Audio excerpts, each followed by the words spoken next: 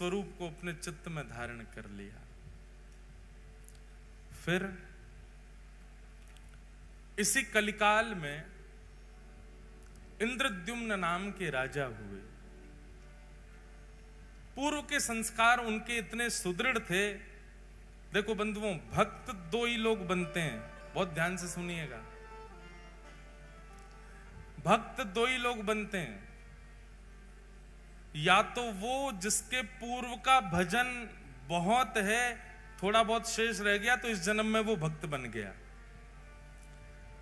पूर्व काल से ही भक्ति के संस्कार हों तो इस जन्म में वो भी भक्त बन जाता है। और दूसरा भक्त कौन बनता है? घोर नास्तिक। ऐसा ठोकर पड़े, ऐसी झटका लगे जीवन में कि वो भक्त बन जाता है। दो ही प्रकार के लोग अमूमन भक्त बनते हैं, परसेंटेज इन्हीं दोनों के ज्यादा है। तो इंद्रद्युम्न राजा के पूर्व के संस्कार बहुत ध्यानपूर्वक सुनिएगा। ठाकुर जी ऐसे नहीं प्रकट होते, ऐसे संस्कार हो तब ठाकुर जी आते हैं जीवन में। इंद्रद्युम्न राजा, बचपन से ही उसके अंदर इतनी भक्ति थी, इतना भाव था। भक्ति भाव का मतलब आप क्या समझते हैं? ठाकुर जी के प्रति भक्ति होना, ठाकुर जी के प्रति भाव होना, यह तो सबके अंदर हो जाता है। असली भक्त वाकु मानो, जाको जाको प्रेम हरि जनन सो हो। कौन से? हरि जन से। हरि जन मतलब हरि के जो दास है, उनसे जो प्रेम करते हो। हम एक बात कथा में कहते हैं कि महाप्रभु श्री जगन्नाथ जी के दर्शन करके आप जितना उछलते हो, राधा रमन जी के कपाट लगे, अचानक से गोसाई जी कपाट खोलते हैं तो जैसे महाराज सबकी भुजाएं खड़ी हो जाती है, नेत्र अपलक हो जाते हैं, हृदय में प्रसन्नता हो जाती है। राधा वल्लभ जी के दर्शन होते ही महाराज हृदय में अत्यंत शांति, अत्यंत शीतलता का अनुभव होता है। ठीक वैसा ही अनुभव किसी वैष्णव जन को देख करके होता हो तो मानो कि आप वैष्णव हो, तो मानो कि आप भक्त हो। हरिजन सो प्रीति नाही, अगर हरिजन से प्रीति नहीं है तो हरि से प्रीति नहीं। इंद्रद्युम्न राजा का एक नियम था कि आप अपने नगर में सेना खड़ी करके रखते थे चारों ओर। सब राजाओं की सेना खड़ी रहती है सुरक्षा में, लेकिन आपकी सेना का एक ही काम था। बहुत ध्यानपूर्वक सुनिएगा। क्या?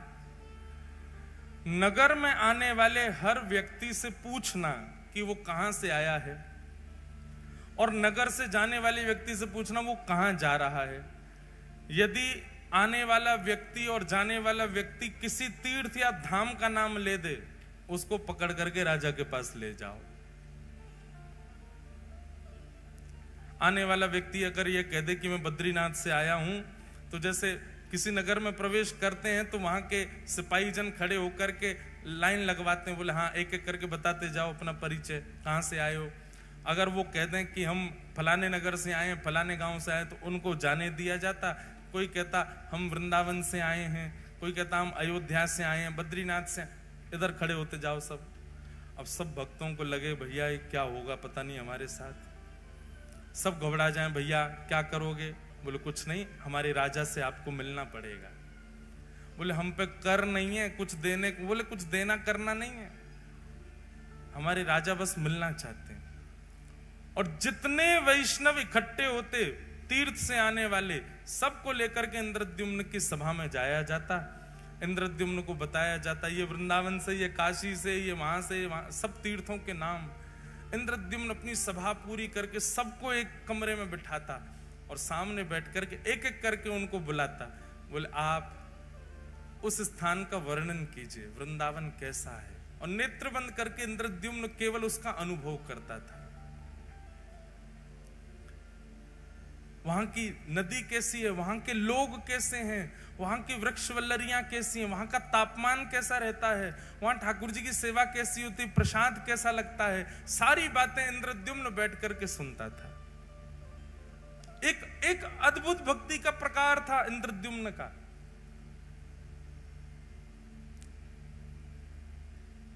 और जब वो अपनी पूरी बात कर देते तो उनको खूब सारा धन धान्य देता, उनके चरण धोता, उनके चरण दल को पीता और कहता अगली बार कभी आप तीर्थ से आओ तो मेरे लिए कुछ प्रसाद लाना। तीर्थ जाने वाले जो लोग होते थे नगर से, उनको अपने पास बुलाता, कहां जाओगे, कहां रुकोगे, वहां कैसे करोगे, क्या करोगे, रास्ता कैसा है, कैसे जाओगे, व्यवस्था कर देता रास्ते की और कहता लौट के आओ तो मुझसे जरूर मिलना, बताना कैसा लगा वहां पे, मैं तो राजा हूं, कार्यकाल छोड़ के जा नहीं सकता। ऐसी उसकी भक्ति। हमारे वृंदावन में भी ऐसी भक्ति होती है, इसी को मानसी भक्ति कहते हैं। इंद्रद्युम्न राजा मानसी यात्रा करता था, सारे तीर्थ घूमे थे उसने केवल मनी मन से। और इसी मानसी यात्रा करने का उसको एक दिन फल क्या, रात्रि में जब सोता था तो चिंतन में वो तीर्थ धाम और वहां के ठाकुर ही उसको दिखाई देते थे।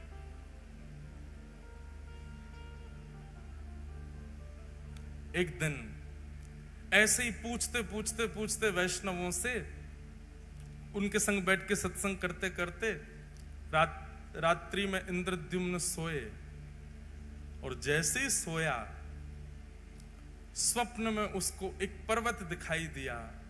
उस पर्वत में सुंदर गुफा है और उस गुफा के भीतर त्रिभंग लली श्याम सुंदर बिल्कुल नील मणि की तरह चमक रहे हैं। अद्भुत उनकी छटा, ऐसा अद्भुत दर्शन करने लगा। उनका दर्शन करके नेत्र आनंदित हो गए। उनकी सुंदर चरण की उनके सुंदर अंग की सुगंधी इंद्रद्युम्न को आने लगी। उनकी वो एक क्षण की झलक इतनी सुंदर, इतनी मनमोहक थी। छटपटा करके नेत्र खुले इंद्रद्युम्न के, जलपान करने लगा, अपनी छाती को मसलने लगा। ये मैंने कैसा दृश्य देखा, ये कौन थे, ये कहां के ठाकुर जी। मैंने इतने तीर्थयात्रियों से पूछा पर ऐसा स्वरूप तो किसी ने मुझे वर्णन नहीं किया। अत्यंत व्याकुल हो गया इंद्रद्युम्न। अब तो जो भी तीर्थयात्री आए उनके तीर्थ की चर्चा ना सुन के अपना हृदय का भाव बताता। ऐसी आंख है, ऐसी कमर है, ऐसा मुख है, ऐसे चरण हैं, आपने इनके बारे में सुना, ये कौन है, पर्वत पर रहते हैं। वैष्णव जन कहे नहीं, हमने तो नहीं देखा। अत्यंत व्याकुल हो गया इंद्रद्युम्न। संतों की खूब सेवा करता, बस मन में यही चिंतन था, बस इनका पता मुझे लग जाए, ये कौन है जो मुझे स्वप्न में दिखे। बंधुओं एक बात बताएं, ये इंद्रद्युम्न के साथ हुआ ये तो हमने पढ़ा है, पर प्रत्यक्ष मैंने कई लोगों को सुना भी है। हमारे गिरधर लाल जी के एक आध वैष्णवों के तो मुझे याद है, उन्होंने कभी लाल जी को देखा नहीं, पर उनके स्वप्न में ठाकुर जी जाके उनको दर्शन दे के आ चुके हैं। हमारे वृंदावन राधा रमन लाल जी, कोई व्यक्ति वृंदावन नहीं आया पर उसको स्वप्न में जाकर के पहले ही उसके दर्शन देख के आ चुके हैं। ऐसे ठाकुर जी ने दर्शन दिया इंद्रद्युम्न को। एक दिन रात्रि में सोया, अत्यंत विकल व्याकुल, रोज चिंतन करता ठाकुर जी का। तभी उसके स्वप्न में पुनः वह ठाकुर जी प्रकट हुए और प्रकट होकर के उन्होंने अपना नाम बताया। हे इंद्रद्युम्न, मैं नील माधव हूं, मैं तुम्हारी भक्ति से बहुत प्रसन्न हूं और तुम पर अनुग्रह करना चाहता हूं। नीलाचल पर्वत पर मेरा निवास है।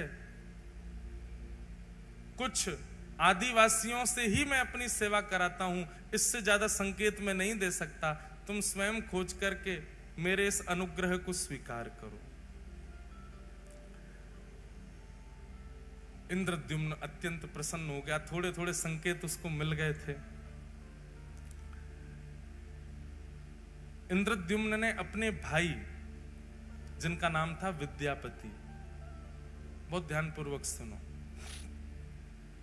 विद्यापति को कहा कि लीलाचल पर्वत है, वहां पर आदिवासी सेवा करते हैं, नीलमाधव भगवान वहां पर विराज रहे हैं, तुम जाकर के उनकी सुध लेकर के आओ, वो ठाकुर जी मुझ पर कृपा करना चाहते हैं। तब विद्यापति नीलाचल पर्वत के पास गए और वहां जाकर के उन्होंने देखा तो सब कोल भील हैं, सब वन के लोग हैं, आदिवासी हैं, और वो सब वहां पर रहते हैं, रह करके कैसे सेवा करते हैं, क्या करते हैं, वो सब का थोड़ा थोड़ा अनुभव करने लगा। तभी एक दिन एक कन्या पर उसकी दृष्टि गई, अत्यंत भोली सीधी कन्या, उसका नाम था ललिता। उन्हीं आदिवासियों के सरदार की वो बेटी थी। विद्यापति ने कहा, यदि मैं इसको अपना मित्र बना लूं या इससे कोई संबंध रखूं तो मुझे नील माधव भगवान जल्दी मिलेंगे। एक दिन वंचर जीवों के बीच में जबरदस्ती स्वयं को उसने डाल दिया। वंचर जीव उसको कहीं से खा गए, कहीं से काट गए, कहीं पर अपने नाखून मार गए, और पूरे रक्त में रंगित अपने तन को लेकर के वन में पड़ा पड़ा विद्यापति रो रहा था। तभी वो जो आदिवासी थे, उनकी पुत्री ललिता वहीं से जल भर के जा रही थी। भगवान देखो कितने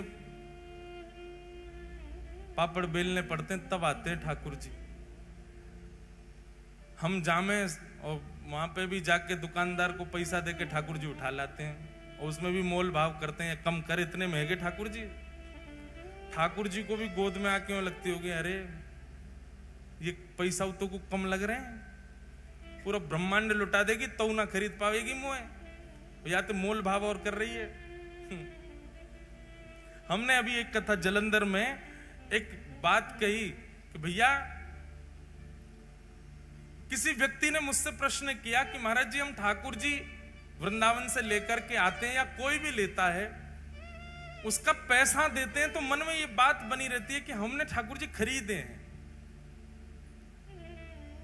हमको पैसे देने से मना नहीं है, हम देना चाहते हैं, पर ये भावना चित्त से जानी चाहिए कि हमने ठाकुर जी खरीदे हैं, उसका क्या करें।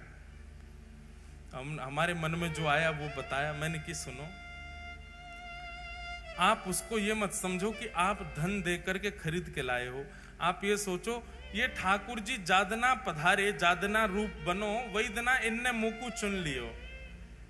अब ये प्रतीक्षा कर रहे हिसार की वो माता जी कब आएंगी या हिसार के वो भैया कब आएंगे, उनके संग में जाऊंगा।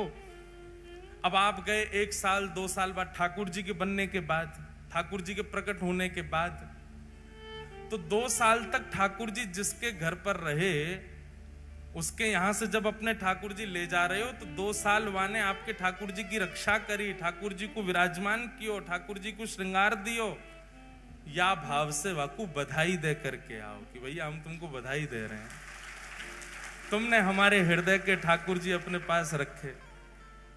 और सुनो, वो जितनो बतावे वहां में कछु बढ़ा के दे के आओ, बधाई दे के आओ। और जब जब वृंदावन जाओ, हम अपने लाल जी, जिन्होंने हमको लाल जी प्रदान किए, वैष्णव हैं, नाथ द्वार के, ठाकुर जी का स्वरूप ही बनाते हैं वो। उनको हमने मामा जी का संबंध बना रखा उनसे। जब भी जाएंगे नाथ द्वारा उनके यहाँ जरूर जाएंगे, उनको कुछ कुछ भेंट दे के आएंगे, कुछ करके आएंगे, बधाई दे के आएंगे। अभी नाथ द्वारा में उत्सव है तो उनको भी बुलाएंगे, सम्मान करेंगे, भैया हमारे लाल जी के मामा जी हैं। इतने साल तक 5 साल लाल जी उनके पास रहे, 5 साल तक प्रतीक्षा करी उनने, 5 साल बाद पधारे ठाकुर जी। हमारी प्रथम कथा जो द्वारिका में हुई, उस कथा के प्रथम दिन से श्री ठाकुर जी का प्राकट्य होना प्रारंभ हुआ था, और 8वें दिन जिस दिन कथा विश्राम हुई, 8 दिन में ठाकुर जी का स्वरूप प्रकट हो गया था। उन्होंने तब से सोच लिया, तो जिनकी कथा सुन के ये बने हैं, ये उन्हीं के पास ही जाएंगे। 5 साल ठाकुर जी ने प्रतीक्षा की, उसके बाद ठाकुर जी पधारे लाल जी। उनको बधाई देते हैं जब भी जाते हैं। ठाकुर जी ऐसे ही नहीं आते भैया, बहुत श्रम करना पड़े, परिश्रम करना पड़े। तो विद्यापति ने अपने आप को जबरदस्ती जानवरों से कटवाया और उस मार्ग पर गिर गया जहां से ललिता रोज जल भर के लाती थी। उसने जब देखा कि ये घायल पड़ा है, तुरंत उसको उठा करके अपने घर ले गए। सब लोग इधर देखो, बहुत ध्यान से कथा सुनो। श्री जगन्नाथ प्रभु कैसे पधारे, कैसे प्रकट भये, उसकी पूरी लीला है।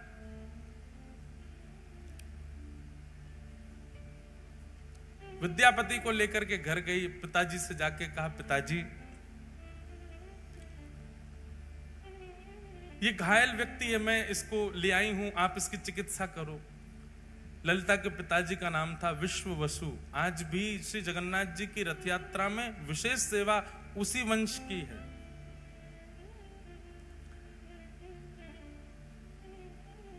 उसने चिकित्सा आदि की, चिकित्सा करके विद्यापति को घर पे ही रखा। बोले जब तक ठीक नहीं हो जाए तब तक उसको घर पे ही रखो। दोनों पिता और पुत्री मिलकर के उसकी खूब सेवा करते। धीरे धीरे विद्यापति ठीक होने लगा। उसकी तो पूर्व से साजिश थी, अब इसको साजिश कहना थोड़ा अटपटा लगता है, पर उसकी पूर्व से योजना थी कि मुझे नील माधव भगवान चाहिए, उसके लिए चाहे जो करना पड़े। धीरे धीरे ठीक हुआ, ठीक होकर के अब वो उसी घर में ही रहने लगा। विश्ववसु के साथ में उनका जो काम था, खेती बाड़ी आदि, वो कराने लगा। ललिता के साथ में थोड़ी उसने मित्रता कर ली। धीरे धीरे ललिता से प्रेम कर लिया, क्योंकि नील माधव भगवान की सेवा बहुत गुप्त रूप से होती थी। किसी को पता नहीं होता था कौन करता है, कैसे करता है, कहां है ठाकुर जी। उसके लिए ये सब करना बहुत जरूरी था उसको। विद्यापति ने धीरे धीरे धीरे उन समस्त कोल भीलों से, उन समस्त आदिवासियों में अपना स्थान बना लिया। आप तो सब उसको अपने परिवार जैसा समझने लगे। और एक दिन ललिता ने अपने पिताजी से कहा, मुझे बहुत प्रिय है, आप मेरा इसी से ब्याह करा दो। विद्यापति से पूछा, तुम ब्याह करोगे हमारी पुत्री से? बोले कि मेरा तो परिवार ही नहीं है, मैं तो आपका हूं, आप करा दो ब्याह।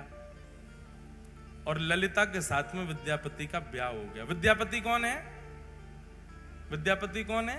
इंद्रद्युम्न राजा का भाई। अगर भूल भाल मत जाइए, बात पूरी कथा सुनते रहो। ललिता के साथ में इनका विवाह हो गया। अब विवाह के बाद ये घर जमाई बन के ही रहने लगे। वहीं उनके विश्ववसु के घर में ही रहते थे। विश्ववसु रोज सुबह ब्रह्म मुहूर्त में जाते थे, नहा धो करके, स्नान करके, गीले कपड़े पहन के अपरस में जाया करते थे, और साथ में कुछ पुष्प और कुछ सामग्रियां लेकर के जाते थे। विद्यापति ललिता से पूछता था, ये सुबह सुबह ससुर जी कहां जाते हैं? बोले ये पूछो मत, और आज के बाद पूछना भी मत, हमें भी नहीं पता इसके बारे में। ये गोपनीय रहस्य है, बचपन से हम ऐसे देखते आए, हम भी कभी नहीं पूछते। करने दो, पिताजी करते हैं, और तुमको क्या करना। विद्यापति समझ गया। बोले ये नील माधव भगवान के पास ही जाते हैं, ये उन्हीं की सेवा करते हैं, इसीलिए किसी को नहीं बताते। धीरे धीरे देखने लगा, रात्रि में चंदन घिसा जाता है, पुष्प तोड़ करके लाए जाते हैं, गीले कपड़े में बांध के रखे जाते हैं, सुबह गीले कपड़ों में जाया जाता है, और अंधेरे में जाते हैं, सूर्य उदय से पहले आ जाते हैं। तो अद्भुत है। एक दिन रात्रि में अपने ससुर जी के पास ही बैठ गए। अब तो प्रेम भाव बहुत ज्यादा ही हो गया था, पुत्र की भांति विद्यापति हो गया था। अपने ससुर जी के पैर थोड़े थोड़े दबा रहे थे, और तो दबाते दबाते धीरे धीरे पूछा, आप पुष्प किसके लिए तोड़ के लाते हैं? ये रोज रात्रि में आप चंदन किसके लिए घिसते हैं? पिताजी आप सुबह ब्रह्म मुहूर्त में कहां जाते हैं? पुत्र मोह में आकर के, और पुत्र मोह से भी ज्यादा होता है जमाई मोह। जमाई तो पुत्र से भी ज्यादा प्रिय लगता है। तो धीमे से प्रसन्न होकर के, देखो अब तो तुम हमारे घर के सदस्य हो, किसी को बताना मत, और तुम तो हमारे प्रिय हो, मुझे तुम पे बहुत भरोसा है, मेरी पुत्री तुमने स्वीकार की, किसी से कहना नहीं। नीलाचल पर्वत है, और लीलाचल पर्वत पर नील माधव भगवान विराजते हैं। वे प्रत्यक्ष ठाकुर जी हैं। वो चलते फिरते सारी लीलाएं होती हैं उनकी, पर उनके दर्शन का अधिकार केवल मुझको है, और मेरे बाद मैं जिसको चाहूंगा उसको होगा। विद्यापति ने कहा, तो आपके तो कोई पुत्र है नहीं, तो दर्शन आपके बाद किसको होगा फिर? आप क्यों ना ये सेवा मुझे भी दे दो। पहले तो विश्ववसु ने मना किया, नहीं नहीं नहीं, मैं नील माधव भगवान से पूछूंगा, वो जैसी आज्ञा करेंगे वही होगा, ऐसे में तुमको लेके नहीं जा सकता। लेकिन रोज रोज यही बात करने से एक दिन विश्ववसु ने मन में सोचा कि ठीक है, तुम्हारी इतनी इच्छा है, मैं तुमको ले तो चलूंगा, लेकिन याद रहे आंख पे पट्टी बांध के मेरे साथ चलना पड़ेगा, ताकि तुम मार्ग ना देख पाओ, कहीं तुम योग्य नहीं हुए, नील माधव भगवान को तुम प्रिय नहीं लगे, और कहीं तुम बिना उनकी अप्रियता के वहां पहुंच गए तो ठाकुर जी का अंतर ध्यान ना हो जाए। इसलिए दर्शन कराऊंगा, लेकिन प्रतीक्षा करना, ठाकुर जी को जब तुम प्रिय लगोगे तभी उनकी सेवा में जा सकोगे। और अगले ही दिन आंखों पर पट्टी बांधी विद्यापति के, और उसके ससुर जी विश्ववसु उनको लेकर के जा रहे। लेकिन विद्यापति तो इसी बहाने, इसी चतुराई से आया था कि उसको नील माधव भगवान चाहिए। उसने रात्रि में ही एक पोटली में खूब सारी राई भर ली। राई समझते हैं, सरसों के दाने, वो भर लिए, और भर करके उसमें एक सुई का छेद करके उसको अपनी कमर पर बांध लिया। और कमर पर बांध के दूसरे दिन पिताजी ने रुई लगाई, रुई के ऊपर पट्टी बांधी, पट्टी बांध के हाथ पकड़ करके ले गए। वो नीचे से उसने पोटली थोड़ी सी दबाई, उसमें से राई निकलने लगे। चला गया पर्वत के ऊपर, दुर्गम मार्ग पार करके नीलाचल पर्वत पर गुफा में पहुंचे। और गुफा में जाकर के नील माधव भगवान की सेवा आदि करने के बाद कहा कि अब मैं तुम्हारी पट्टी खोलूंगा, एक क्षण देखना, दर्शन करके फिर पट्टी बांध लेना। और जैसे ही उसकी पट्टी खुली, सामने नील वर्ण के श्री नील माधव भगवान मंद मंद मुस्कुरा रहे हैं, कटाक्ष कमल नेत्र हैं, सुंदर ठाकुर जी का वपु दिखने लगा। दर्शन हो गए। दर्शन करते तुरंत पट्टी बांधी, बोले चलो अब वापस यहां से, ताकि मार्ग ना पता कर ले। वापस लाग रहे, अब देखो तुमको दर्शन हो गए, अब नील माधव भगवान आज्ञा करेंगे तो तुमको सेवा मिलेगी, नहीं तो ऐसे ही रहो। अब उसको कहां, वो तो छटपटा रहा था, उसको दर्शन हो गए, वही छवि दिखे, बोले भैया कब से प्रतीक्षा कर रहे हैं, अब इन सबको मैं बताऊंगा कि इन्हीं की आज्ञा है मेरे भैया को, तो ये लोग मानेंगे नहीं। भैया अपना राजपाट छोड़ करके आ नहीं सकते।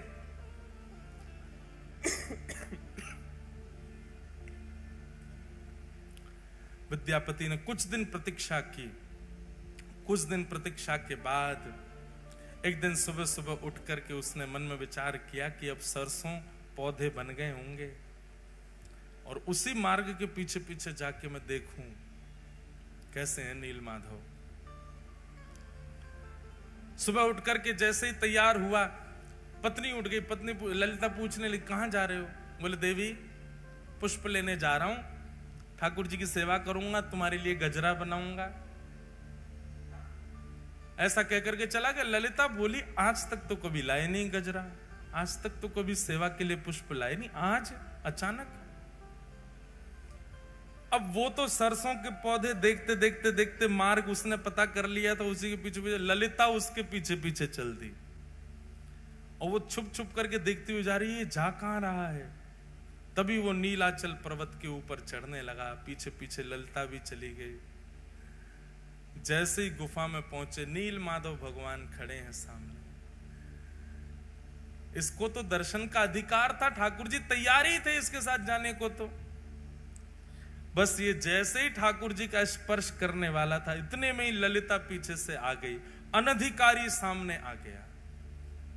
और अनधिकारी के आते नील माधव भगवान वहां से अंतर ध्यान हो गए। और जैसे नील माधव भगवान अंतर ध्यान हुए, रोने लगा। बोले मैंने कितना सब बनाया था ठाकुर जी को ले जाने के लिए, आदि आदि सब बातें हुई। ललिता ने जाकर नीचे पूरे आदिवासियों में बात फैल गई, सब विश्ववसु को पकड़ करके बंदी बना लिए, उसको छल कपट किया तुमने हमारे साथ, आदि आदि। हमारे ठाकुर जी अंतर ध्यान हो गए, हमारे साथ जो किया सो किया, ठाकुर जी चले गए हमारे। हम तुझे दंड देंगे। बोले कि मुझे दंड दीजिएगा, लेकिन मुझसे पहले आप एक बार राजा इंद्र करके व्यवस्थित करवाना और सुंदर किसी कारीगर से मेरा विग्रह स्वरूप बनवाना। कारीगर वो ही बनाएगा जैसा रूप मैं चाहता हूं प्रकट करना, इसलिए उसको कुछ बताने की आवश्यकता नहीं, बस कारीगरों से कहना कि वे अपनी कला से बनाना शुरू करें, क्योंकि मेरे रूप को वही बना पाएगा जिसको मैंने चुना होगा। इसलिए तुम केवल समुद्र के तट पर जाकर के तीनों काष्ठों को इकट्ठा करो। तब जो तिथि समय भगवान ने बताया था उसी तिथि समय पर गए, जाकर के देखा तो 3 काष्ठ बहते हुए, 3 दारू, दारू मतलब लकड़ी, बहती हुई समुद्र में से आई। और उन तीनों को इंद्रद्युम्न राजा ने अपने पूरी सेना से उठवाने का प्रयास किया, पर कोई हिला नहीं पाया। उठाना तो बहुत दूर की बात। तब नील माधव भगवान की, जिन्होंने अनन्य सेवा, अनंत सेवा की, विश्ववसु को ही पुनः बुलाया गया और उन्होंने आकर के, चंद लोगों ने उठाया तो वो दारू ब्रह्म अपने आप उठ गए और ले जाकर के उनको गुंडीचा की रानी के महल में रखवाया। इंद्रद्युम्न राजा ने दुनिया के श्रेष्ठ से श्रेष्ठ कारीगरों को बुलाया। ये लकड़ियां हैं 3 और आपको इनसे स्वरूप, कैसा स्वरूप बना, बोलो जैसा तुम्हारा मन करे वैसा बनाओ। वर्णन आता है कि महाराज बड़े से बड़े कारीगर आ गए, छेनी हथौड़ा रख करके स्वरूप निर्माण करना चाहें, पर वो छेनी हथौड़ा चलावें तो जैसे मानो ऐसा लगे लोहे पर चला रहे हो, चिंगारियां निकलती हैं, पर एक एक रत्ती भर भी उसमें छिद्र नहीं हो पाता। बड़े बड़े कारीगर अपने छेनी हथौड़ा टूटे हुए राजा इंद्रद्युम्न के सामने रख देते, क्षमा करो भगवान हम नहीं बना पा रहे।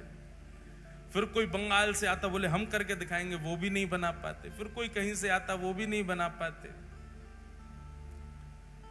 तो भगवान ने आज्ञा की, त्रिलोकी के सबसे बड़े चित्रकारी में, कार्य कलाकारी में माहिर श्री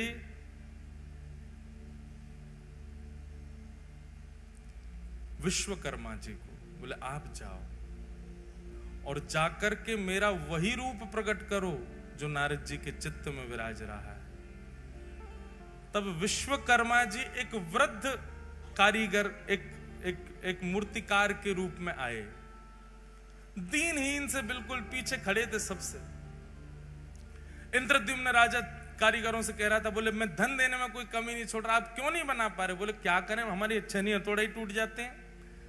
तब सबसे पीछे खड़े वयोवृद्ध उस कारीगर ने कहा, महाराज मुझे सेवा दें।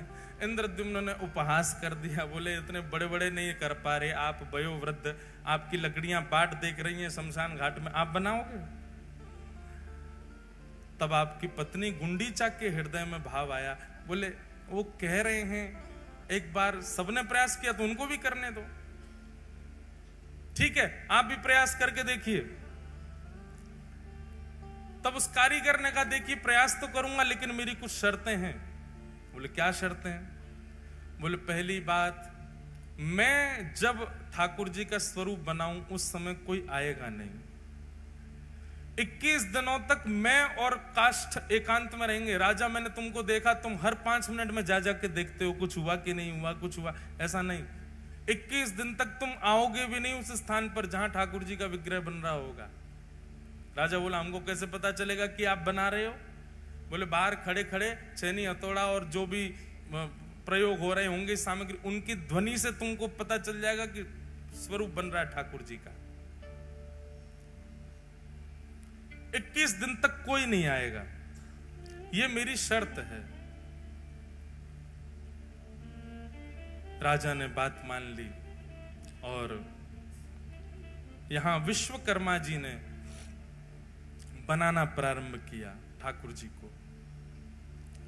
बनाते बनाते बनाते बनाते 15 दिन बीते और 15 दिन तक रोज आवाज आती थी भीतर से, कुछ ना कुछ क्रिया चल रही है।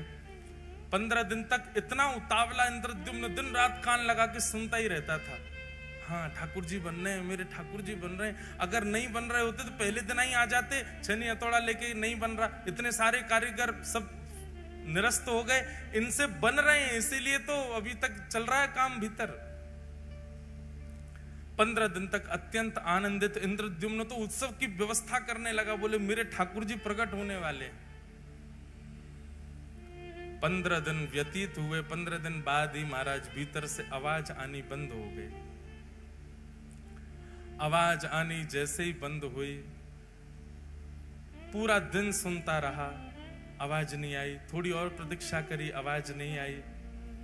उसके चित्त में शंका उत्पन्न हुई कि बहुत वयोवृद्ध हैं, कहीं ऐसा तो नहीं बनाते बनाते पधार गए हों भीतर ही, मेरे ठाकुर जी अधूरे रह जाएं। सबने कहा, बोले उनकी शर्त है, मना किया उन्होंने, बोले तो कब तक नहीं खोलूं मैं ठाकुर जी बनी नहीं रहे, एक दिन पूरा प्रतीक्षा कर ली मैंने। अरे भाई ठाकुर जी कहीं अधूरे रह गए हो, वो पधार गए हो भीतर, फिर क्या होगा? अरे कोई और कारीगर आके आगे कार्य कर लेगा। किसी की ना मान करके गुंडीचा और इंद्रद्युम्न ने जैसे ही द्वार खोला, द्वार खोल करके देखा तो छेनी हथौड़ा नीचे रखे हैं। वो जो कारीगर थे वो वहां थे ही नहीं, और सामने जैसे ही देखा जन्म वेदी है वो, जहां ठाकुर जी 7 दिन विराजमान होते हैं रथ पे जाकर के, उसको जन्म वेदी कहते हैं गुंडीचा के महल में। उस जन्म वेदी के ऊपर जैसे ही देखा है, तभी क्या पाया, 3 विग्रह ही 3 रूपों में विराजमान हैं। जहां पर बिल्कुल दाहिनी ओर में श्वेत वर्ण के श्री बलभद्र जी महाराज दोनों भुजा लेकर के, मध्य में सुभद्रा जी और वाम अंग में साक्षात नील माधव भगवान ही श्री जगन्नाथ जी के रूप में खड़े हुए। श्री जगन्नाथ महाप्रभु की। प्रथम दर्शन करते ही इंद्रद्युम्न रोने लगा। हाय नाथ, ये कैसा स्वरूप, भुजा भी नहीं बनाई पूरी, पेट भी अधूरा छोड़ दिया, अरे नेत्र भी नहीं। मैं पहले ही मना कर रहा था कि उसको मत लाओ, वो तो वृद्ध है। अरे ये बीच में स्वरूप, इनके तो हाथ ही नहीं है, पैर ही नहीं है, ये कैसा स्वरूप बना दिया।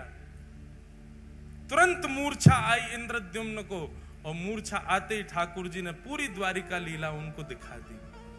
बोले ये स्वरूप सामान्य नहीं है इंद्रद्युम्न, ये मेरा प्रेम विगलित स्वरूप है। पूरे विश्व में मेरे अनेक अनेक रूप होंगे, पर ऐसा रूप एकमात्र पूरे भारत में, पूरे ब्रह्मांड में, पूरे त्रिलोक में यदि कहीं होगा तो केवल और केवल तुम्हारे पास नीलाचल पर्वत पर होगा, और कहीं नहीं। भगवान त्रिभंग लली गोलोक धाम में भी हैं, ठाकुर जी धनुष बाण लेकर के साकेत धाम में भी हैं, शंख चक्र गदा पद्म धारण करके वैकुंठ में भी हैं और पृथ्वी पर भी हैं। पर श्री जगन्नाथ तो केवल और केवल पृथ्वी पर हैं और कहीं भी नहीं, केवल इस भूमि पर। महाप्रभु जी ने आज्ञा की, ये मेरा स्वरूप है और ये स्वरूप मेरा प्रेम के कारण प्रकट हुआ है। इंद्रद्युम्न, अब तुम मेरा मंदिर निर्माण करा करके मेरे स्वरूप को विराजमान कराओ और विराजमान करके मेरी सेवा प्रारंभ करो, ये मेरा ही स्वरूप है। तब इंद्रद्युम्न के हृदय में जो दोष उत्पन्न हो रहा था, जो भाव उत्पन्न हो रहा था, ये कैसा स्वरूप, वो भाव, वो दोष, वो दूर हो गया। पूरे जगन्नाथपुरी में, पूरे लीलाचल पर्वत पर महाराज श्री क्षेत्र में उत्सव मनने लगा। इंद्रद्युम्न ने भव्य मंदिर का निर्माण कराया और भव्य मंदिर में जाकर के महाप्रभु श्री जगन्नाथ विराजमान हुए। बोलो जगन्नाथ भगवान की जय। महाप्रभु श्री जगन्नाथ विराजमान हुए। और कल फिर मैंने इसके आगे की कथा सुनाई थी। इंद्रद्युम्न राजा ने अपनी राज पदवी का त्याग कर दिया। और राज पदवी का त्याग करने के बाद अपना संपूर्ण जो खजाना उसका था वो सब भगवान की सेवा में अर्पित कर दिया। गुंडीचा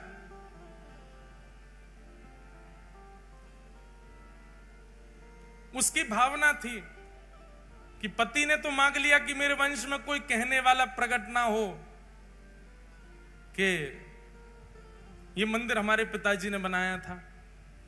गुंडीचा ने कहा मेरे चित्त में तो वात्सल्य है, मेरे चित्त में तो बालक का प्रेम है, वो मैं कहां अर्पित करूं। तब महाप्रभु जगन्नाथ जी ने वचन दिया, तुम्हारी पति की मनोकामना पूरी होगी कि वंश आगे नहीं बढ़ेगा, और तुम्हारी मनोकामना पूरी होगी कि तुम्हारे पुत्र रूप में मैं ही रहूंगा। और मां, मैं आपको वचन देता हूं, मैं जगत का कल्याण करने के लिए यहां पर आया हूं, इसलिए साल भर तो मैं सबको दर्शन दूंगा, पर साल में 7 दिन के लिए रथ पर आरूढ़ होकर के मैं नित्य गुंडीचा आया करूंगा। बंधुओं, स्कंद पुराण में ठाकुर जी के गुंडीचा में जब वो विराज जाते हैं, भगवान जब रथ पर बैठ करके आते हैं और रथ से उतर के जब गुंडीचा में 7 दिन विराजते हैं, उन 7 दिनों में दर्शन का इतना बड़ा महत्व है। स्कंद पुराण में कहते हैं 3.5 करोड़ तीर्थ हैं पृथ्वी पर। कितने? 3.5 करोड़। 3.5 करोड़ तीर्थों को करने का फल केवल एक झलक गुंडीचा में जगन्नाथ जी की देखने से प्राप्त हो जाता है। और आप श्री मंदिर में जगन्नाथ जी को जब देखोगे तो आपको लगेंगे पर ब्रह्म जगन्नाथ विराज रहे हैं, लेकिन आप अनुभव करेंगे, आप जब गुंडीचा में जाकर के जगन्नाथ जी को देखेंगे, आपको लगेगा नेक्सो सो लाला बैठो है। वहां ठाकुर जी अपना पर ब्रह्म रूप आपको थोड़े पतले से दिखाई देंगे, थोड़े छोटे से दिखाई देंगे, नेक से हो जाएंगे, और थोड़े टेढ़े मेढ़े से दिखाई, ऐसा लगेगा मानो खेल रहे हैं, किलोल कर रहे हैं। क्यों? बोले अपने मैया के पास बैठे श्री ठाकुर जी।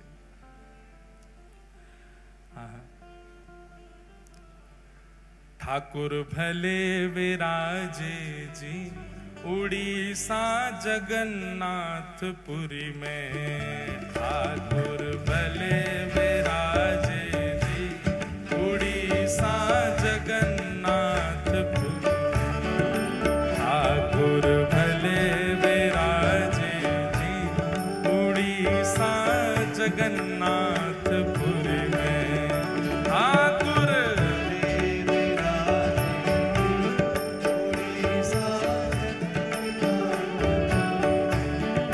ठाकुर भले विराजे जी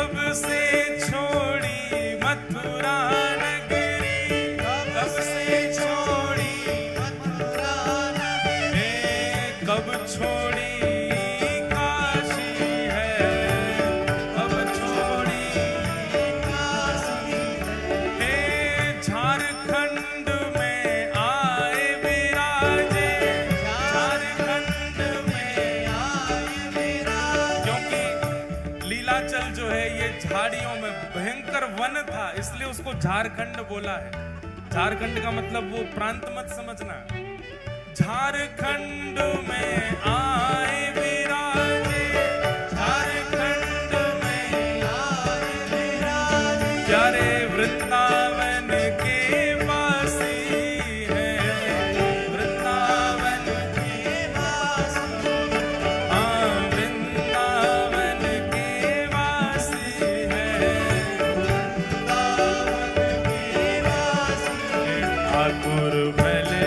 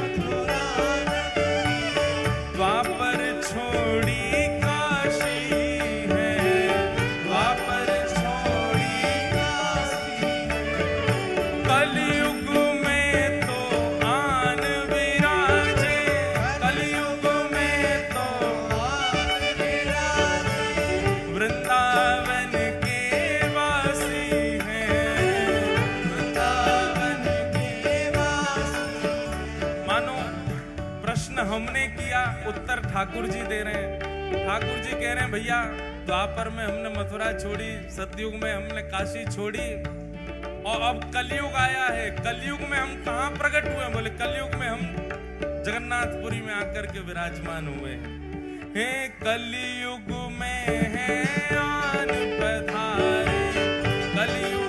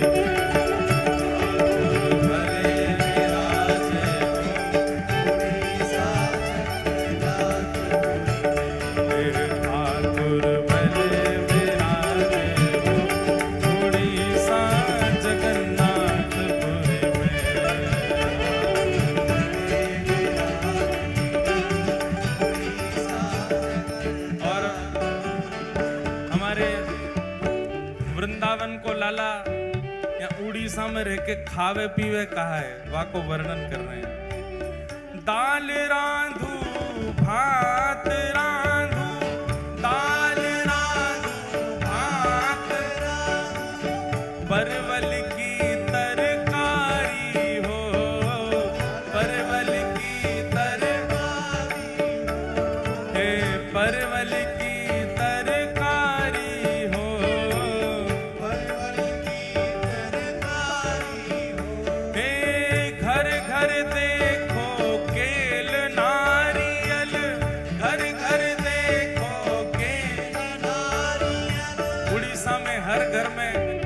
नारियल के वृक्ष लगे हैं, केला लगे हैं, कदली फल लगे हैं। घर घर देखो केल नारियल, घर घर देखो केल नारियल, घर घर ठाकुर वारी हो, घर घर ठाकुर वारी, हाँ घर घर ठाकुर वारी हो, घर घर ठाकुर, ठाकुर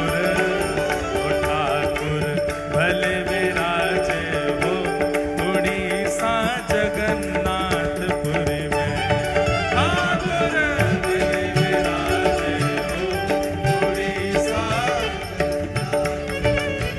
हे ठाकुर भले विराजे हो उड़ीसा जगन्नाथपुरी में।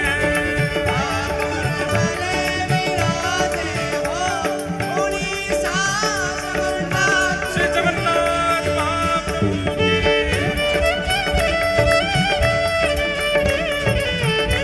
बधाई हो, बधाई हो।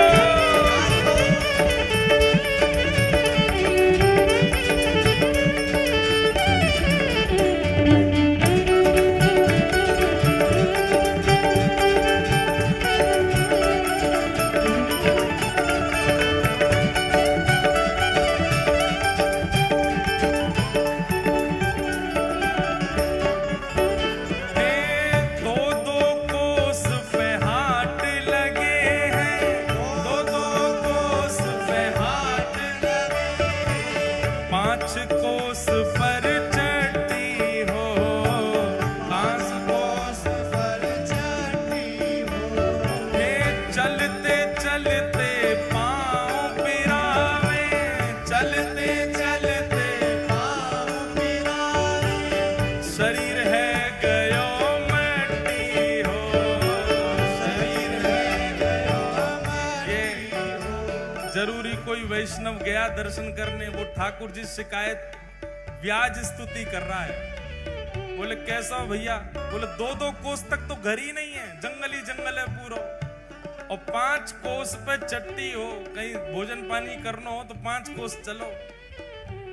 चलते चलते पाँव पिरावे, चलते चलते पाँव पिरावे। शरीर है गयो मट्टी हो, शरीर है गयो मट्टी हो।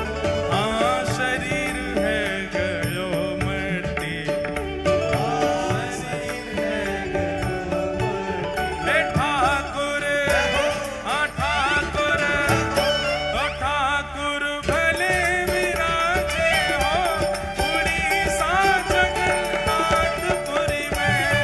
ठाकुर भले विराजे हो उड़ीसा जगन्नाथपुरी में। हाँ ठाकुर भले विराजे हो उड़ीसा जगन्नाथपुरी में।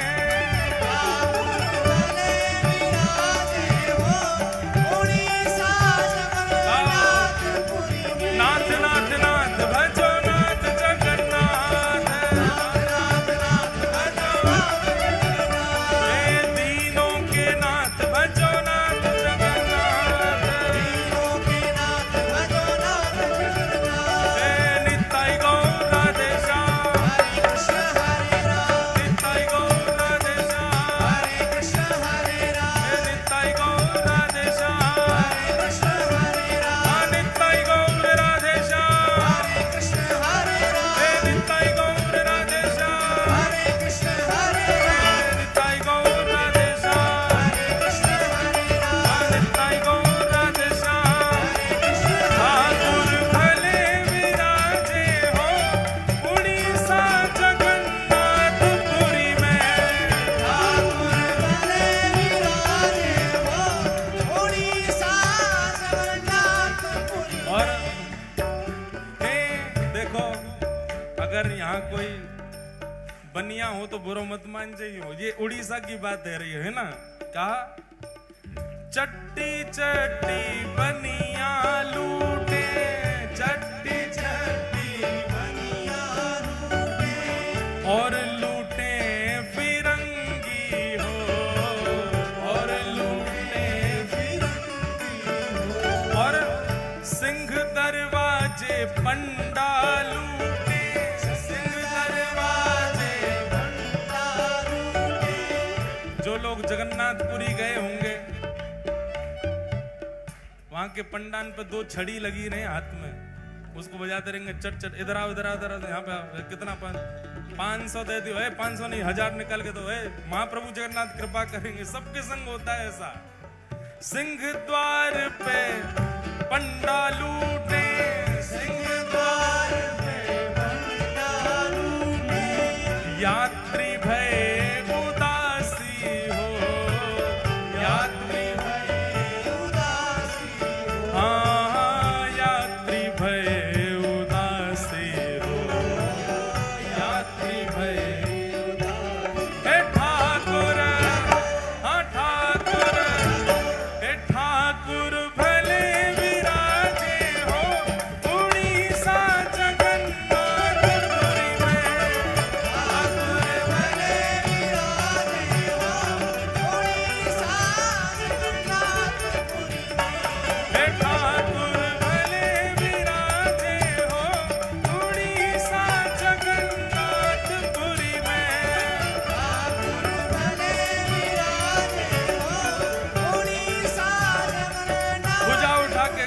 नाथ नाथ नाथ भजो नाथ जगन्नाथ,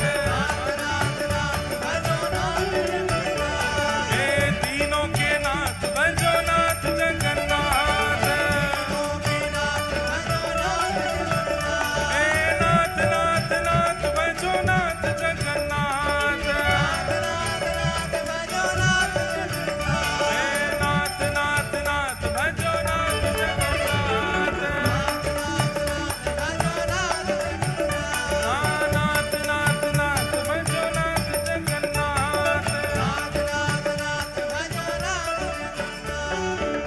नील चक्र पे ध्वजा विराजे, नील चक्र पे ध्वजा विराजे, नील चक्र पे ध्वजा विराजे, नील चक्र पे ध्वजा विराजे, हे मस्तक सोहे हीरा हो, मस्तक सोहे हीरा हो, मस्तक सोहे हीरा हो, मस्तक सोहे हीरा, और बीच में बहन सुभद्रा बैठी, बीच में बहन सुभद्रा बैठी, बीच में बहन सुभद्रा बैठी, बीच में बहन सुभद्रा, और आजू बाजू दो वीरा हो, आजू बाजू दो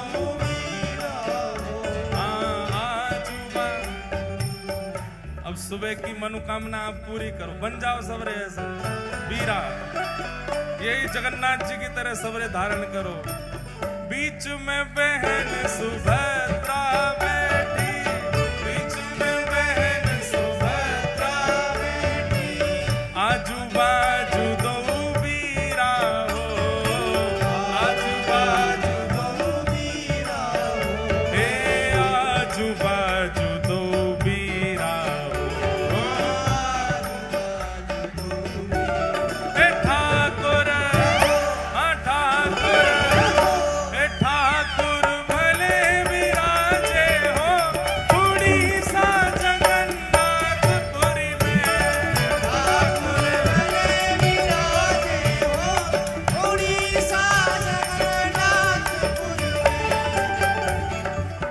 में। दो लोगन के कंधा पे चढ़े कोई ना, दो लोगन के पे, और फिर झूले आगे पीछे, हाँ ये बात दे वो झूल रहा हूं। हे ठाकुर, हाँ ठाकुर, हे ठाकुर भले विराजे हो, उड़ीसा जगन्नाथपुरी में, ठाकुर भले विराजे हो, उड़ीसा जगन्नाथपुरी में। नाथ नाथ नाथ भजो नाथ जगन्नाथ, नाथ नाथ नाथ भजो नाथ जगन्नाथ, हे नाथ नाथ नाथ भजो नाथ जगन्नाथ, नाथ नाथ नाथ भजो नाथ जगन्नाथ, हे नाथ नाथ नाथ मेरो नाथ जगन्नाथ, नाथ नाथ नाथ भजो नाथ जगन्नाथ, नाथ नाथ नाथ मेरो नाथ जगन्नाथ। नाथ नाथ नाथ मेरो नाथ जगन्नाथ। सुनो, जब पंडान पे ठाकुर जी उठे ना है ना, तो फिर ठाकुर जी को घसीट के ले जाए वे सब रे। नाथ नाथ नाथ भजो नाथ जगन्नाथ, हे नाथ नाथ नाथ मेरो नाथ जगन्नाथ, लाओ निताई गौर राधेशा, निताई गौर राधेशा, जपो निताई गौर राधेशा, जपो निताई गौर राधेशा, निताई गौर राधेशा।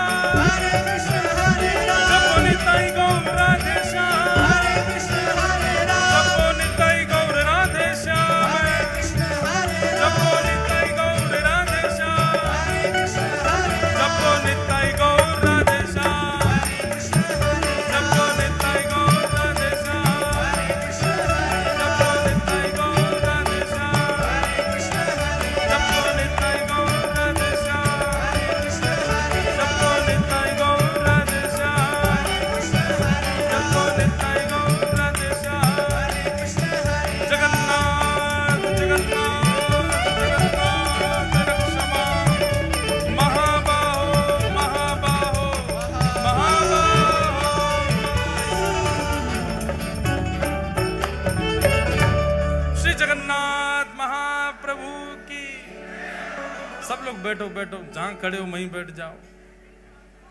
महाप्रभु जगन्नाथ जी विराजमान भये लीलाचल धाम में। लीलाचल पर्वत पर श्री ठाकुर जी विराजे। अब आप लोग जल्दी शांत हो तो हम 10 मिनट और कहें, नहीं तो फिर विश्राम करें। बिल्कुल शांति।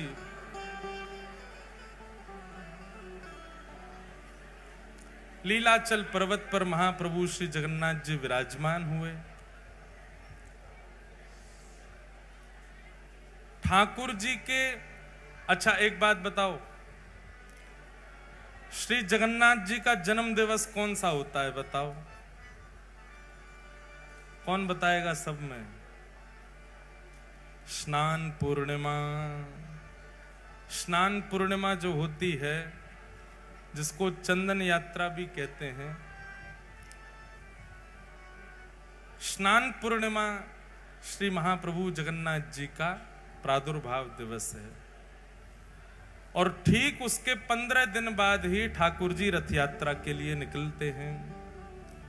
तो महाप्रभु श्री जगन्नाथ जी जैसे ही विराजमान भये, विराजमान होने के बाद ही ये लीला हुई कि गुंडीचा ने ठाकुर जी को पुत्र रूप में वर्ण किया और ठाकुर जी ने उनको आज्ञा दी कि हम आपके यहां रथ पर बैठ करके आएंगे।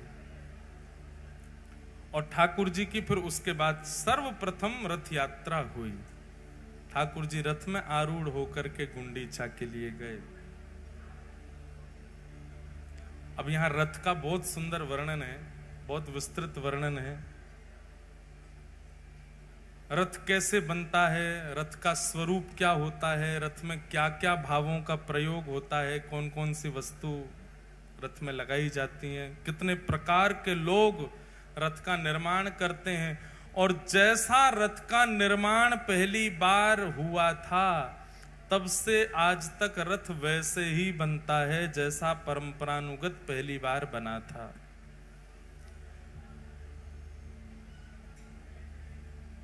हमको लग रहा है आगे बोलें कहीं आप चूक नहीं जाओ, अच्छी बात है। सब लोग बैठ जाओ भैया।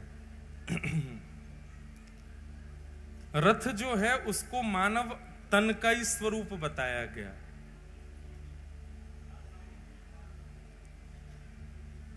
रथ बनना प्रारंभ कब से होता है पता है आपको? वसंत पंचमी। वसंत पंचमी से रथ बनना प्रारंभ होता है। मतलब सर्वप्रथम लकड़ियां इकट्ठी आदि, प्रथम पूजन वसंत पंचमी को होता है लकड़ियों का, और उसके बाद से रथ बनना प्रारंभ होता है। और ठाकुर जी की रथ यात्रा जाकर के होती है कब? जुलाई में, लगभग गुरु पूर्णिमा के बाद आषाढ़ में जाकर के श्री महाप्रभु जी की रथ यात्रा होती है। इतना समय लगता है रथ बनने में। उसमें पंच वस्तुओं का ही प्रयोग होता है केवल रथ में। जैसे मानव शरीर के लिए भगवान ने पंच तत्व, पृथ्वी, जल, अग्नि, वायु, आकाश, ऐसे ही पंच वस्तुओं से रथ का निर्माण होता है।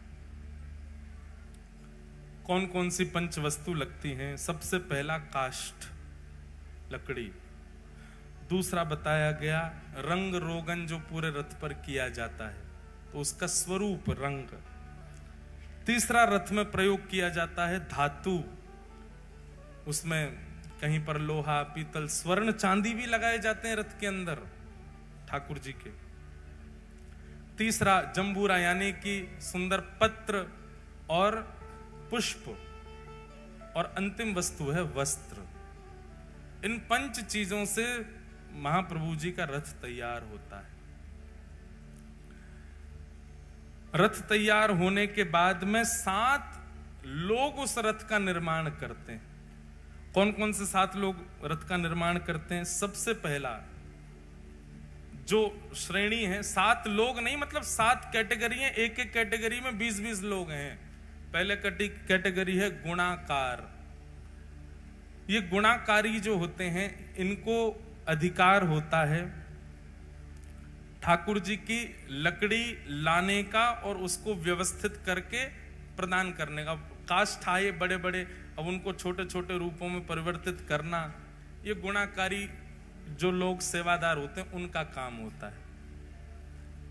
दूसरे सेवादार होते हैं महाराणा। महाराणा, ये महाराणा कौन है? जो रथ बनाते हैं, सबको इकट्ठा करके उसको स्ट्रक्चर प्रदान करते हैं, महाराणा। तीसरे हैं लोहकार, जो लोहे का काम करते हैं, रथ में कहां पर चोवा लगाना, कहां पे क्या करना, वो सारा काम जो करते हैं। चौथे होते हैं चका नायक। ये चका नायक कौन होते हैं? जिनको चक्र बनाने की, जो रथ के पहिया होते हैं उनको बनाने की इनकी सेवा होती है। उसके बाद होते हैं मूर्ति नायक। पूरे रथ पर मूर्तियां बनाई जाती हैं, देवी देवताओं की, गंधर्वों की, माताओं, भगवान को नजर ना लगे तो हाय माताओं की भी मूर्ति बनती है। कई सारी मूर्तियां तो संसार को दिखती नहीं है, वो भीतर होती हैं। उनका भी निर्माण बहुत बहुत उच्च ढंग से रथ का निर्माण किया जाता है। ऐसे नहीं होता बस चक्का लग गए बैठ गए ठाकुर जी।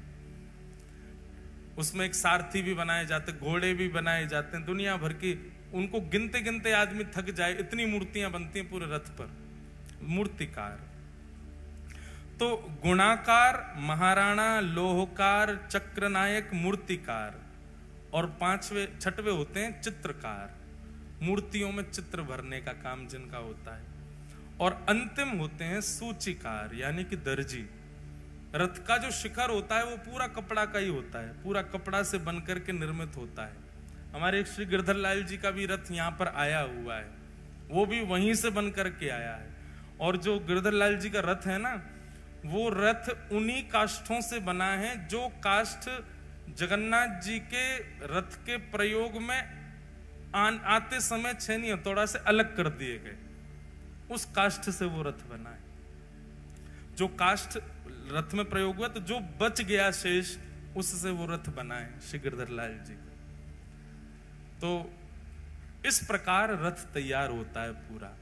7 प्रकार के मजदूर लगते हैं, 5 प्रकार की सामग्री लगती हैं, और तब जाकर के रथ का निर्माण होता है। हम बस इतना निवेदन करना चाह रहे हैं कि जब रथ के निर्माण की खबर पूरे भारत में फैलने लगी, तो फैलते फैलते ये खबर पहुंची कहां?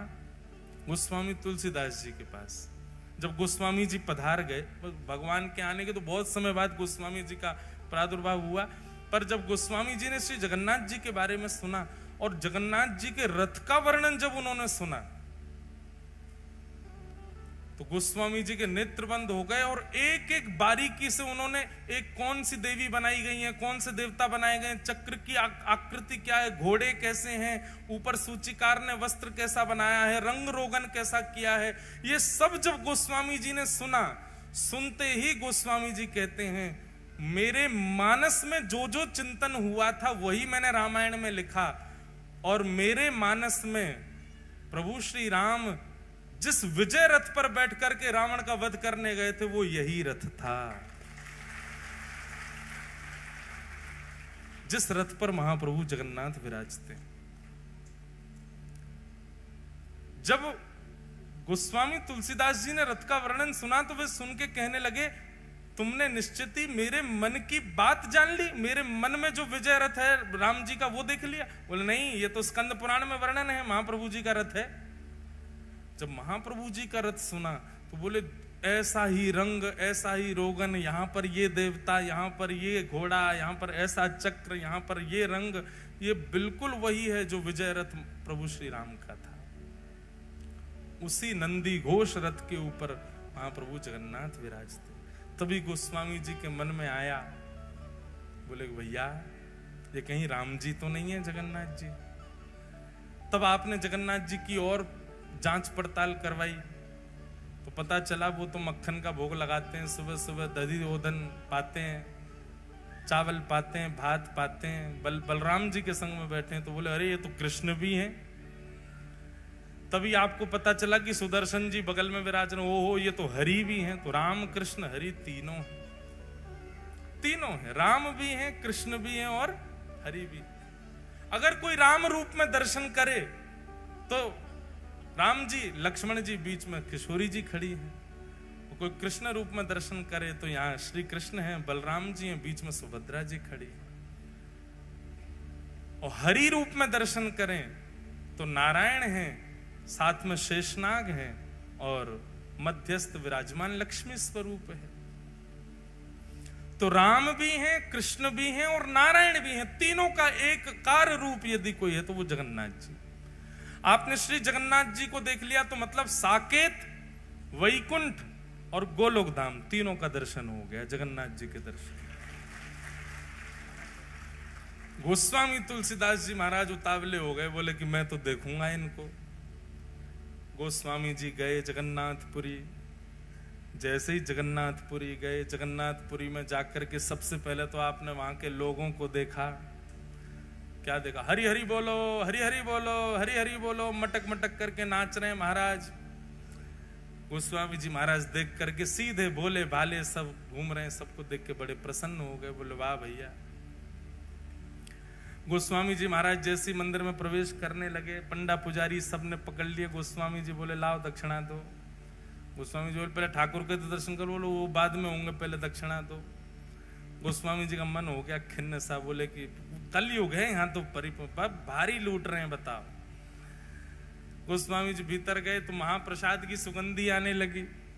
महाप्रसाद की स्थिति देखी महाराज तो जगन्नाथ प्रभु के महाप्रसाद का नियम है, आप आसन पर बैठ के नहीं खा सकते, आप ऊपर ऊंचे बैठ के नहीं खा सकते, आप नीचे कपड़ा बिछा के नहीं खा सकते, आप थाली में नहीं पा सकते। महाप्रसाद के नियमों में स्कंद पुराण भर दी व्यास जी ने, इतना वर्णन किया महाप्रसाद का। महाप्रसाद का वर्णन करते हुए कहते हैं कि उसको भोजन, अन्न और स्वाद के लिए पाना ही नहीं चाहिए, अपराध लगेगा नहीं तो आपको। महाप्रसादे गोविंदे, चैतन्य महाप्रभु कहते हैं वो साक्षात गोविंद हैं। एक एक दिन का भीतर जाए तो यही समझो श्री कृष्ण जा रहे हैं, अब रास राजेश्वर कृष्ण जा रहे हैं, अब माखन चोर कृष्ण जा रहे हैं, अब हमारे चित्त में श्री राधा रमण जा रहे हैं, अब गोपी रमण जा रहे हैं, अब गोपेश्वर जा रहे हैं। एक एक अंग में, एक एक अन्न में ठाकुर जी की लीला चिंतन करके उसको पाना चाहिए, ऐसे नहीं पाना चाहिए भोजन समझ करके। बहुत उसका कल देखूंगा, अगर भाव लगा तो भक्त चरित्रों के बीच में वर्णन करूंगा।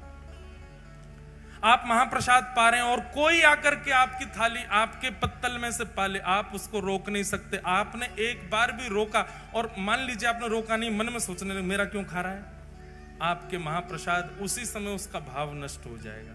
आप किसी को नहीं रोक सकते। एक जीव भी आकर के आपके पत्तल में से चाट सकता है, आप उसको भी नहीं रोक सकते। महाप्रसाद झूठा नहीं होता। महाप्रसाद आपके में से कोई खा जाए, आपके में से कोई ले जाए, आप पालो, झूठा नहीं। आप महाप्रसाद पाने के बाद, हम बहुत बड़ी बात बोल रहे हैं, ध्यान से सुनिएगा।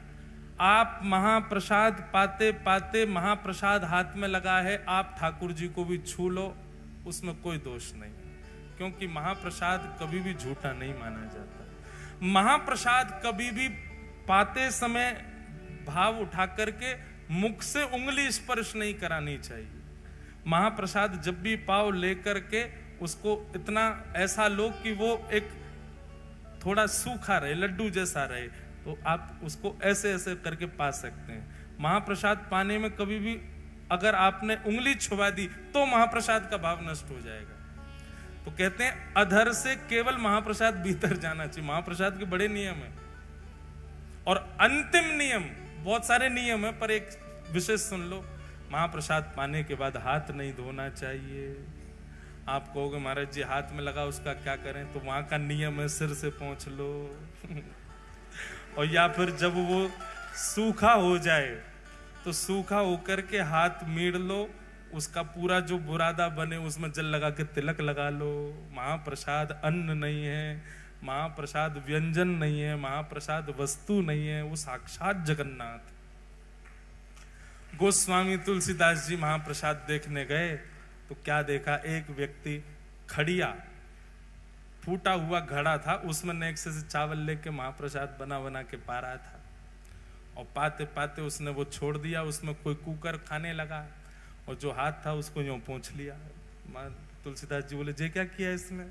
और वो झूठे हाथ से ही भीतर प्रवेश कर गया मंदिर में। माँ गोस्वामी जी बोले, ये तो ऐसे तो लोग हैं यहाँ के। अब देखें ठाकुर कैसा है। भीतर जैसे ही प्रवेश किया, गोस्वामी जी के तो नेत्रों में आंसू आ गए। इनकी तो भुजा ही नहीं है, इनके तो नेत्र ही नहीं है, इनके तो कान ही नहीं है, नाक नहीं है, पैर नहीं है, कुछ भी नहीं है, अंग ही नहीं है इनका। तो मेरे प्रभु श्री राम बताया इनको, मेरे प्रभु श्री कृष्ण बता करके भेज दिया मुझे इनके पास। ये कैसे ठाकुर है? इतनी घबराहट होने लगी गोस्वामी जी को, तो तुरंत भागे वहां से। जैसे ही मंदिर से निकलने लगे तो एक वयोवृद्ध पुजारी बेंत लेकर के भीतर जा रहा था। गोस्वामी जी ने कहा, तुम पुजारी हो क्या यहाँ के? बोले हाँ। बेंत लेके क्यों जा रहे हो गर्भगृह में? बोले लाला है, मानता नहीं, कभी कभी भय दिखाना पड़ता है इसको, इसलिए बेंत लेके जा रहे हो। गोस्वामी जी का तो और मन खिन्न हो गया, दौड़ करके गए। बोले कि अब भी जाऊंगा यहां से, अब रुकना ही नहीं है मुझे यहाँ पर। इतना मन उदास हुआ महाराज। इतने में ही समुद्र के तट पर जाकर के गोस्वामी जी तो रो रहे थे, अपने ठाकुर जी का चिंतन कर रहे थे बार बार। कैसा स्वरूप है! नव कंज लोचन कंज मुख कर कंज पद कंजारुणो श्री रामचंद्र कृपालु भज मन हरण भव भयदार। अरे नाथ, मेरे चित्त में दोबारा प्रकट हो जाइए। नव कंज लोचन, कंज कहते हैं कमल, कमल जैसे नेत्र हैं। नव कंज लोचन कंज मुख, कमल जैसा मुख है। पद कंज, पैर भी कमल जैसे। पद कंजारुण, पूरा श्री अंग कंज कमल जैसा। इतने में ही नेत्र खोल करके देखा तो सामने वही जगन्नाथ जी प्रकट हो गए, बिना हाथ पांव। गोस्वामी जी कहने लगे, नाथ ये कैसा रूप है? बोले खुद वर्णन करते हो और हमसे पूछ रहे? बोले मैंने कहां वर्णन किया? बोले मानस जी में किसने लिखा है? बिन पग चलहि सुनहि बिन काना। फिर क्या आगे? बिन निज कर्म करहु विधि नाना। बिना हाथ के सारे काम करता है, बिना कान के सुनता है, बिना नेत्रों के देखता है, बिना पैरों के चलता है। जाओ जाकर के मानस जी में चौपाई मिटा दो। क्यों लिखा आपने ऐसा? गोस्वामी जी के तो नेत्र सजल हो। हो नाथ नाथ नाथ, क्षमा करो भगवान, मैं आपके भाव को पहचान नहीं पाया। आप मेरे लिए ऐसे बन के आए? ठाकुर जी बोले, मैं रूप तो अपने भाव से धारण करता हूं, पर मेरे रूप से ना जाने कितनों के भाव पूर्ण होते हैं। गोस्वामी जी, आपने मानस जी में ये जो भावना लिखी है ना, ये मेरे जगन्नाथ रूप की भावना है। मेरे भुजा नहीं है, पर फिर भी एकमात्र जगन्नाथपुरी ऐसा है जहां पर ठाकुर जी का महाप्रसाद कभी सामने नहीं रखा जाता। जो महाप्रसाद हम पाते हैं वो ठाकुर जी के सामने नहीं पधराया जाता। तो भगवान का गर्भगृह, उसके बाद में एक और सभा हॉल है, उसके बाद गरुण स्तंभ, गरुण स्तंभ के बाद भोग मंडप है, वहां ठाकुर जी का भोग रखा जाता। बीच में तो दर्शनार्थी खड़े रहते हैं, भोग मंडप में सामग्री रखते हैं और यहां से ठाकुर जी पाते। बोले कैसे पा रहे हैं? बोले भुजा है ना, ठाकुर जी ऐसे ऐसे करके पाते हैं, ऐसे ऐसे लेके पावे वहां से। सब दर्शनार्थियों के ऊपर से हाथ ले जाकर के ठाकुर जी पाते। एकमात्र, अरे विचित्र ही है श्री जगन्नाथ जी की सब लीला। ऐसे महाप्रभु श्री जगन्नाथ धराधाम पर इंद्रद्युम्न पर कृपा करके इस प्रकार प्रकट हुए। उन्हीं महाप्रभु जी के श्री चरणों में कितनों ने ठौर पाई। और सबसे बड़े तो हमारे श्री कृष्ण स्वरूप, श्री युगल स्वरूप महाप्रभु श्री चैतन्य, वे तो श्री जगन्नाथ जी में ही विलीन हो गए, श्री जगन्नाथ जी में ही विराजमान हो गए। ऐसे श्री जगन्नाथ जी का पावन चरित्र हम सुन रहे हैं। आज तो कब कब में समय निकल गया, हमको तो पता ही नहीं चली, 7:30 बज गए। आप सब लोग प्रेम और भाव से पधारो। कल भी कथा 4 बजे होगी, पर परसों कथा निक जल्दी होगी। क्योंकि परसों हमको कानपुर निकलना है। समय क्या रहेगा कथा का वो हम कल की कथा में बताएंगे। वृंदावन रसामृत की केवल 2 पंक्ति गाकर के आज की कथा को विश्राम देंगे। बलभद्र और सुभद्रा संग विराजे ब्रज के नाथ। बलभद्र और सुभद्रा संग विराजे ब्रज के नाथ। हाँ विराजे ब्रज के नाथ। विराजे ब्रज के नाथ। हे रथ आरूढ़ भये नंद नंदन। रथ आरूढ़ भये नंद नंदन। रथ आरूढ़ भये नंद नंदन। रथ आरूढ़ भये तो कहलाए जगत के नाथ। वृंदावन प्यारो वृंदावन। वृंदावन प्यारो वृंदावन। हे श्री वृंदावन मेरो वृंदावन। वृंदावन मेरो वृंदावन। रथ आरूढ़ भये नंद नंदन। रथ आरूढ़ भये कहलाए जगत के नाथ। वृंदावन मेरो वृंदावन।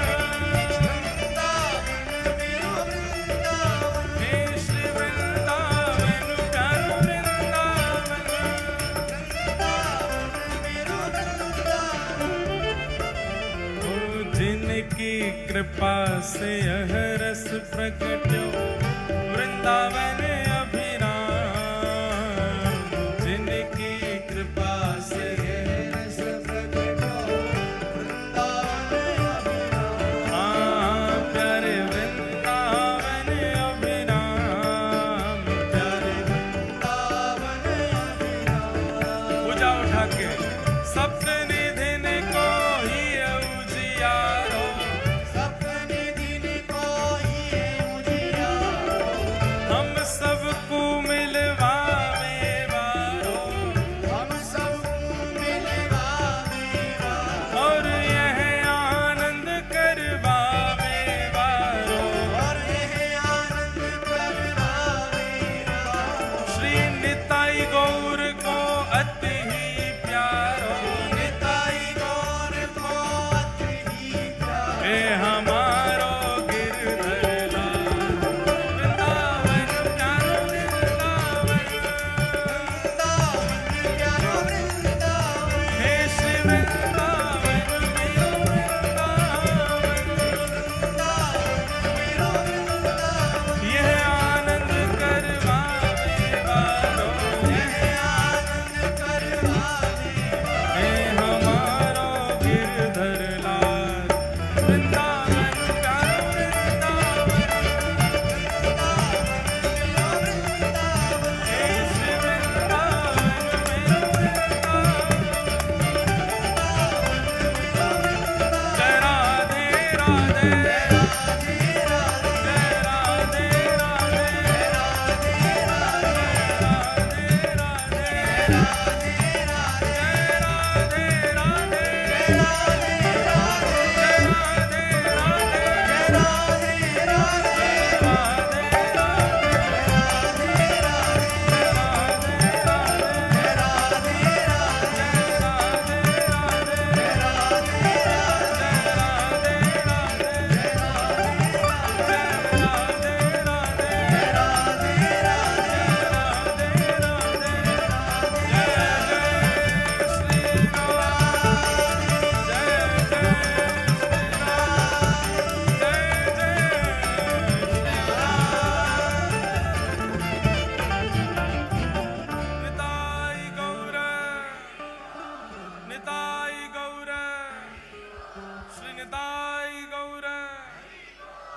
आप सब लोगों को श्री जगन्नाथ जी के आज कथा में प्राकट्य उत्सव की बधाई हो, बधाई हो, बधाई हो।